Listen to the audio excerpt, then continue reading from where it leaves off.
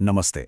बुनियादी ढांचा यानी हमारे पुल, सड़कें, ये हमारी जिंदगी का वो हिस्सा हैं जिन पर हम बिना सोचे भरोसा करते हैं। लेकिन क्या हो जब ये अचानक धोखा दे जाएं? आज के इस खास विश्लेषण में हम बात कर रहे हैं बिहार के भागलपुर में हुए विक्रमशिला पुल के भारी भरकम स्ट्रक्चरल फेलियर की। चलिए बिना देरी किए सीधा इस घटना की गहराई में उतरते हैं और आसान भाषा में समझते हैं कि आखिर वहां हुआ क्या था। 4.5 किलोमीटर लंबे एक विशाल पुल के टूटने की बात सुनते ही दिमाग में सबसे पहला डर भारी जानमाल के नुकसान का आता है। लेकिन जीरो, शून्य, जी हां, इस पूरी घटना का सबसे अहम नंबर यही है। इतने भयानक हादसे में कैजुअल्टीज यानी हताहतों की संख्या बिल्कुल शून्य रही। ये वाकई में हैरान करने वाला है और ये चमत्कार कैसे हुआ, इस पर हम आगे जरूर बात करेंगे। तो सबसे पहले बात करते हैं भाग 1 की, आधी रात का वो हादसा। हादसे वाली उस रात को समझने से पहले इस पुल की अहमियत और इसके स्केल को समझना बहुत जरूरी है।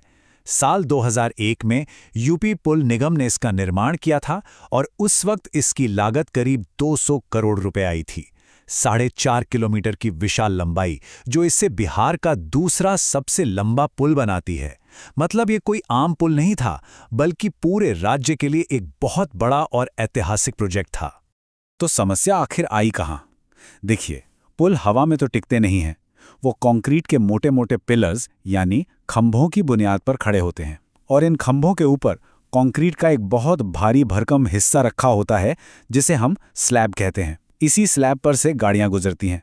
अब हुआ ये कि पिलर नंबर 133 के ऊपर रखा हुआ वो भारी स्लैब अचानक बीच से टूटा और सीधे नीचे बहती तेज गंगा नदी में जा गिरा।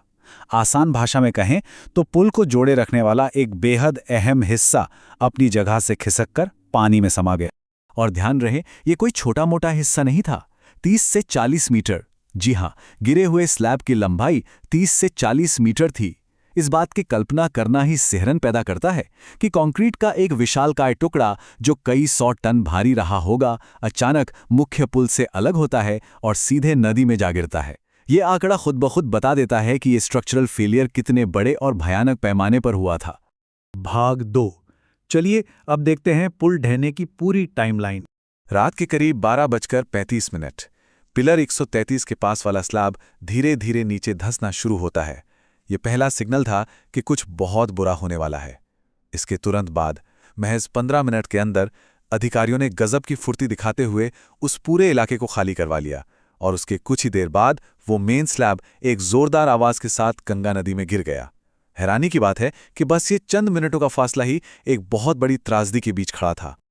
आगे बढ़ते हैं भाग 3 की तरफ, बिहार की लाइफलाइन। इस पुल के टूटने का असर काफी व्यापक है। उत्तरी बिहार, पूर्वांचल, सीमांचल, बंगाल और देवघर होते हुए झारखंड, ये सारे अहम इलाके इसी एक पुल के जरिए आपस में जुड़े हुए थे। रोजाना हजारों गाड़ियां और लाखों लोग अपना सफर आसान करने के लिए इसी का इस्तेमाल करते थे। मतलब ये सिर्फ कंक्रीट का एक रास्ता नहीं था, बल्कि सचमुच एक जीवन रेखा थी। इसके कटने का सीधा सा मतलब है व्यापार, मेडिकल इमरजेंसी और आम जनजीवन पर अचानक से ब्रेक लग जाना। इस भयानक घटना का इमीडिएट असर ये हुआ है कि प्रशासनिक आदेश के बाद भागलपुर और नवगछिया दोनों तरफ से पुल की सीमाओं को पूरी तरह सील कर दिया गया है। आवागमन पूरी तरह से ठप है। जाहिर है, जब एक हिस्सा गिर गया है तो पुल के बाकी हिस्से को भी अब सुरक्षित नहीं माना जा सकता और प्रशासन फिलहाल कोई भी रिस्क लेना नहीं चाहता। अब आते हैं भाग 4 पर। आखिर जाने कैसे बचाई गईं? भागलपुर के डिस्ट्रिक्ट मजिस्ट्रेट नवल किशोर जी का बयान इस पूरी घटना में एक बहुत बड़ी राहत की सांस लेकर आता है। उन्होंने साफ बताया कि वहां मौजूद स्थानीय अधिकारियों और एसएचओ ने कमाल का प्रेजेंस ऑफ माइंड यानी अपनी सूझबूझ का इस्तेमाल किया। जैसे ही स्लैब ने धंसना शुरू किया, खतरे को तुरंत भांप लिया गया और मेन स्लैब के गिरने से ठीक 15 मिनट पहले लोगों को सुरक्षित बाहर निकाल लिया गया। अगर 15 मिनट की भी देरी हो जाती तो अंदाजा लगाया जा सकता है कि मंजर कितना खौफनाक हो सकता था। इस जबरदस्त अलर्टनेस की वजह से ही उस गिरते स्लैब पर कोई मौजूद नहीं था। और अंत में भाग 5, अब आगे क्या होगा? अब हर जगह बस एक ही सबसे बड़ा सवाल गूंज रहा है, आखिर इतना विशाल पुल टूटा कैसे? 200 करोड़ की लागत से बने इस भारी भरकम स्ट्रक्चर में ऐसी कौन सी खामी थी जो अचानक सामने आ गई? क्या ये समय के साथ मेंटेनेंस की कमी थी या फिर इसके निर्माण के समय ही कोई बुनियादी कमजोरी रह गई थी? फिलहाल प्रशासन इसकी बहुत गहराई से जांच कर रहा है।